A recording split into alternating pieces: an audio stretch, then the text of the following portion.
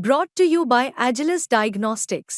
Health test की बात आती है तो मैं भरोसा करता हूँ India's largest diagnostics company Agilus diagnostics. खुद को टेस्ट करते रहो। उत्तर प्रदेश में उपचुनाव होने हैं। भले ही तारीख नजदीक नहीं आई हो, लेकिन सियासी सरगर्मियां उत्तर प्रदेश में नजर आने लगी हैं। इस बार के लोकसभा चुनाव में सबसे चर्चित सीट रही फैजाबाद की सीट, जहां से बीजेपी को हार का सामना करना पड़ा।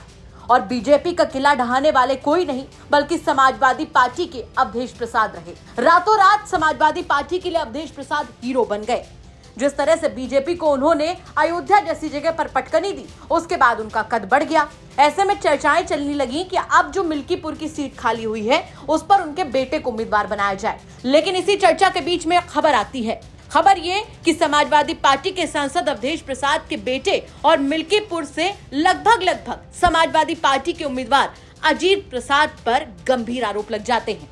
अजीत प्रसाद और उनके समर्थकों पर मारपीट करने के साथ साथ अपहरण करने का भी आरोप लगता है। बस इसी के बाद से ही राजनीतिक गलियारों में चर्चाएं शुरू हो जाती हैं। जहां एक तरफ बीजेपी समाजवादी पार्टी को घेरना शुरू कर देती है, तो अपने बेटे के लिए मैदान में खुद उतर आते हैं अवधेश प्रसाद। वो जगह जगह अपने बेटे को लेकर बयान दे रहे हैं, उसे निर्दोष बता रहे हैं और इसे सत्ता पक्ष की साजिश बता रहे हैं। वहीं इसी बीच फिर से उन्होंने अपने बेटे को लेकर बड़ा बयान दिया है। उन्होंने बंधक बनाने और धमकाने के दर्ज हुए मुकदमे को लेकर इस पूरे मुद्दे को ही राजनीतिक बता दिया। उन्होंने कहा कि भारतीय जनता पार्टी के इशारे पर यह मुकदमा दर्ज हुआ है। जिस प्रकार से आपके बेटे सामने आ रहे हैं, फर्जी है। क्या ये राजनीतिक कारणों से? हाँ, राजनीतिक कारणों से इस तरह का फर्जी और मनगढ़ंत भारतीय जनता पार्टी के दबाव में ये रिपोर्ट दर्ज कराई गई है, जो निराधार है और इसमें कोई तथ्य नहीं। इसी के साथ साथ अपने बेटे के बाद चुनाव को लेकर वो काफी ज्यादा कॉन्फिडेंट नजर आए। उनका कहना था कि मिल्कीपुर उनकी कर्म भूमि और जन्मभूमि है, उन्हें तो बस चुनाव का इंतजार है, जहां भारतीय जनता पार्टी अपनी जमानत भी नहीं बचा पाएगी। हमारे क्या है, वो तो हमारी धरती है, वहां का क्या पूछते भैया।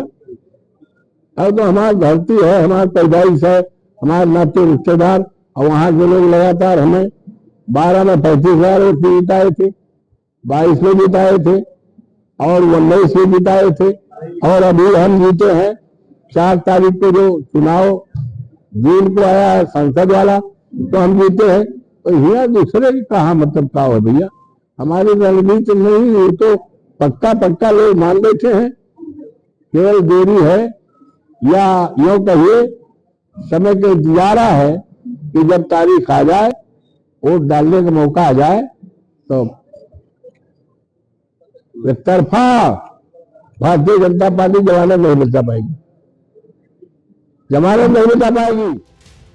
उत्तर प्रदेश में उपचुनाव की तारीखों का ऐलान भले ही ना हुआ हो, लेकिन कुछ सीटें हैं जिन पर चर्चाएं अभी से हैं, और इसमें सबसे पहले नंबर पर है अयोध्या की मिल्कीपुर सीट। देखना होगा कि बार पलटवार के सिलसिले के बाद जब यहां पर चुनाव होंगे तो सियासी बाजी आखिर कौन मारता है।